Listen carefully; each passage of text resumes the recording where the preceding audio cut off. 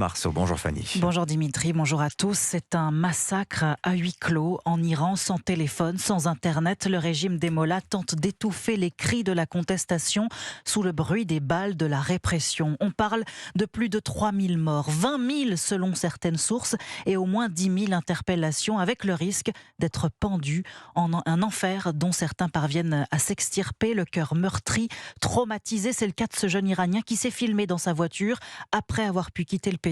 Son témoignage, vous allez l'entendre, est déchirant. Les gars, je viens d'arriver en Turquie. J'ai eu beaucoup de mal. Je ne me sens pas bien du tout.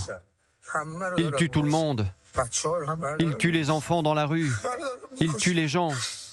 Ils sont impitoyables. Ils tirent sur tout ce qui bouge. Vous ne pouvez pas comprendre tant que vous n'êtes pas en Iran. Donald Trump ou qui que ce soit d'autre, seule l'aide étrangère compte. Tous les enfants placent leurs espoirs en vous. Je ne peux pas vous expliquer ce que je ressens. J'ai vu l'enfer en Iran ces derniers jours.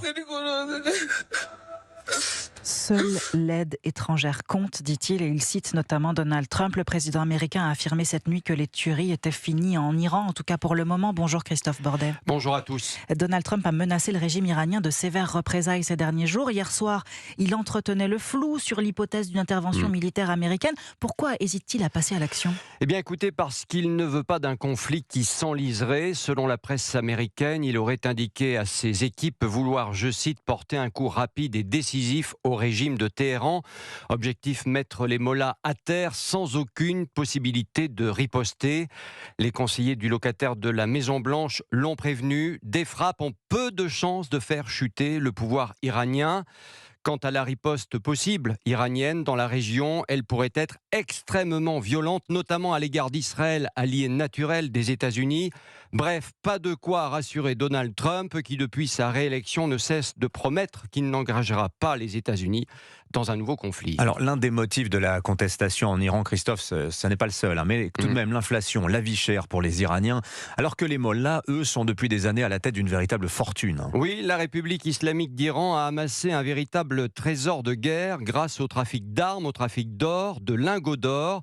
Les spécialistes parlent de 100 milliards, des milliards issus d'activités criminelles qui sont ainsi blanchies, placées sur des comptes à l'étranger, au Qatar, en Suisse.